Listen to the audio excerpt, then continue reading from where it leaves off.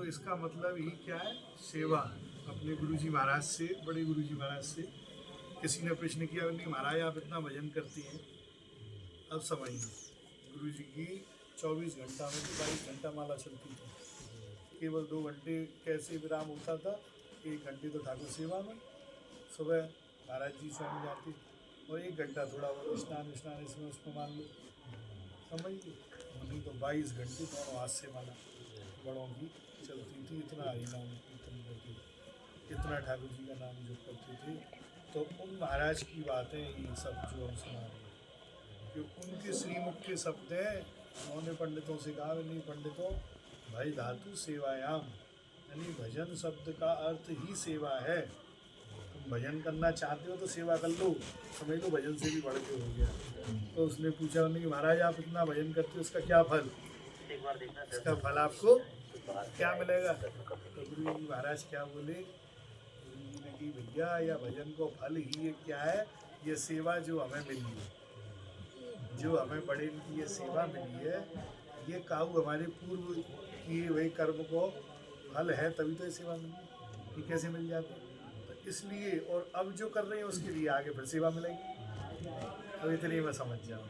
तो ठाकुर जी की सेवा सबसे बड़ी है, ना जाने किस रूप में और श्री स्वामी जी मिल जाए, समझ में कोई पता नहीं। ठाकुर जी हर रूप में, हर प्राणी में, सब भक्तों के हृदय में भगवान विराजमान है। तभी उन्होंने ही तो ये प्रेरणा दी है जो सबके अंदर देखो, कंठी तिलक वैष्णव। तो ये सबसे बड़ा जीवन का लक्ष्य है।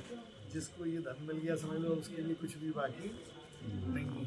तो अब सुनो भैया सेवा की बात। तो सेवा कौन कौन ने करी? सेवा करी सबसे पहले भगवान ने। तो ठाकुर जी ने क्या सेवा करी कि जब संदीपन मुनि जी के यहाँ पढ़ने गए तो क्या ऐसा जीवन भगवान ने जिया है, कृष्ण बलदेव दोनों भैया ने, कि जैसे कि एक विद्यार्थी का जीवन होता है कि गुरु के द्वार लकड़िया बीनी, बोलो गुरु के द्वार। गुरु जी के आश्रम पर वो क्या करते थे भगवान, कोई लकड़ी को बाजार से खरीद के थोड़ी आती थी, ठाकुर जी का राग समझो। तो वो क्या होता था कि भगवान स्वयं जाते जंगल से सूखी, जैसे ये लोग ले जाए अपने अपने मूड़न पर, तो ऐसे में ठाकुर जी स्वयं लाते अपने गुरु जी के आश्रम में। गुरु के द्वार लकड़िया बीनी और सब टहल करी। टहल माने की सेवा हुआ, जैसे कहूँ कछु तो संतन की भाषा में टहल माने सेवा। तो सबरी सेवा करी और सब टहल करी और भूख प्यास गिरी सम वर्षा सह विद्या सफल करी।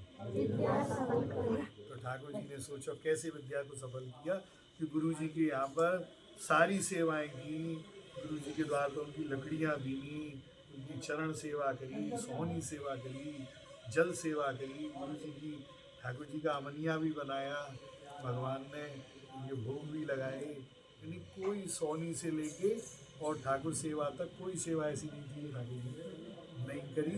और कैसे कि भूख प्यास सबको सहन करके, यानी गुरु जी के आश्रम पे कुछ प्रसाद है तो मिल गया तो ठीक, और नहीं है तो कोई बात नहीं, उसमें भी प्रसन्न, ये नहीं कि दुखी मन से। साधक का स्वभाव कैसा होना चाहिए, सेवक का गधे जैसा। तो गधे का क्या स्वभाव है कि उसका मालिक उसको खाने को दे या न दे वो नहीं कह सकता।